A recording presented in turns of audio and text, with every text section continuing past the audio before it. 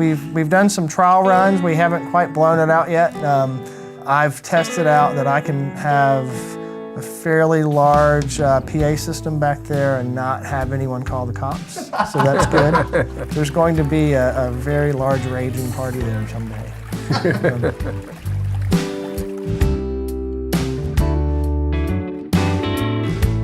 Coming from flatland, which is where I'm from, where the biggest hill is the overpass, I wanted a lot that had slope to it. We wanted a basement, because that's kind of the flavor of Raleigh.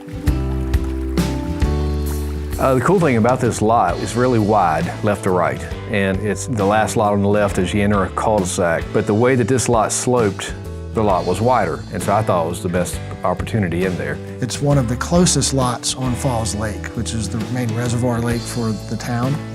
We have wild turkey that come through the yard all the time, and deer, and then we can take our paddle boards and kayaks and just walk right and drop in the water.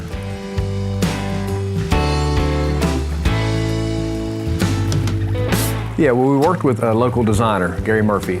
He's got a reputation of, in particular, this type style, this sort of traditional old Raleigh style home, and I think he did a fantastic job. The morning light has turned out to be one of my favorite things about the house from the back part. It sort of filters through the trees. So, well, you have no idea how much of a chance you took coming that early, because a few more minutes early and you would have been attacked by 3 wild children. So.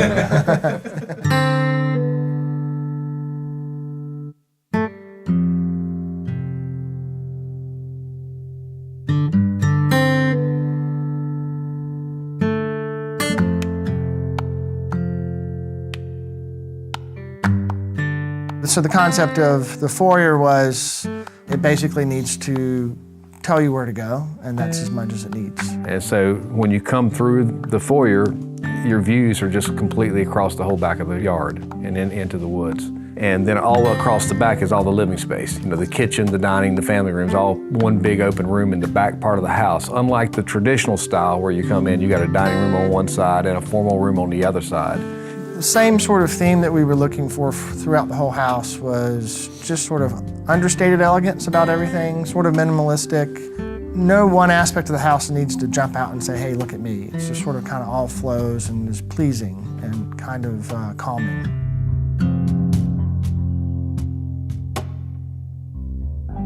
I have 3 boys, 10, 11, and 13, very active. And we have to kind of have a conference every morning, because with 3 kids, that sort of morning conference is essential to keep their dad straight and figuring out where they're supposed to be. Pretty much every morning we sit around that island and have breakfast and figure out what's going on for the day. We work with a really, really great kitchen designer, Desi over at Kitchen and Bath Galleries, and selected that style of cabinetry that flanks either side of the fireplace, gives it some nice balance. But the thing that makes it really cool is where the hallway is to the right that leads into the master suite. It's completely open to this really cool walk-behind bar. And I think we use some of the same style cabinetry in there, right? That's one of my favorite parts of the house, that and the back porch. You've got room for outdoor dining, you got room for outdoor sitting, you got room for outdoor cooking. Taking in the vista of the pool and the outdoor fireplace and patio area from up above, it's just a wonderful space to be.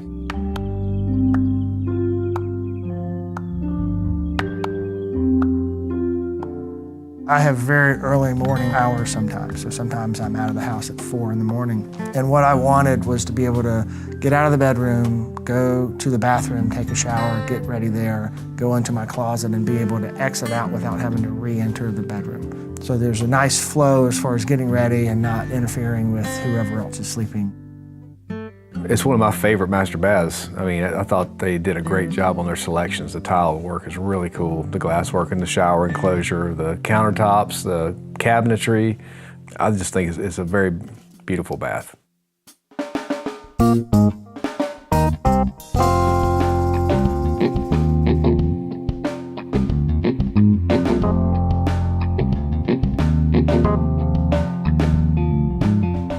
The 3rd floor space is for the kids. It's where their bedrooms and where their common collection area is for homework, and there are no TVs or electronics from a consumer level up there. We have computers for schoolwork and stuff, but it's a place to quiet down and become calm to sleep. One thing that we didn't want in most of the rooms is any furniture that you had to put things in that sort of protruded out. We wanted it all to be built in, as much built-in space and sort of flow as possible.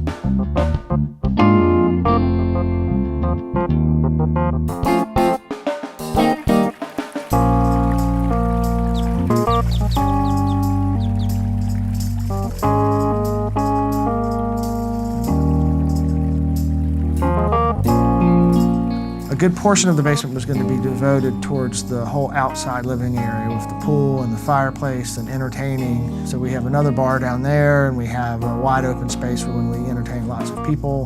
Then we also have this fantastic game room for the kids that really spans the entire right wing of the house. It enabled me to put my ping pong table inside the house and not be relegated to the garage.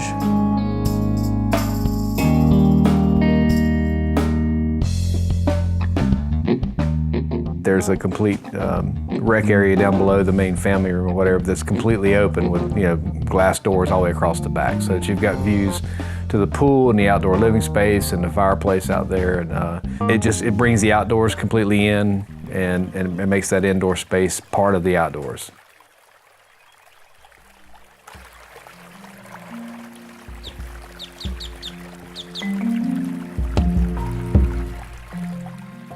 Again, the lot is sloping uniformly from front to back, and so everything was designed to be left to right.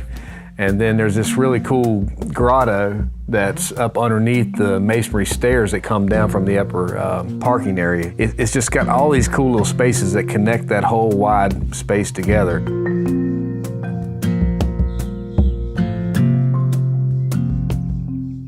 This was our first time we built a house. The decision point to use you guys was just the general vibe of being relaxed, and you could sense an underlying creativity and easiness about them as well.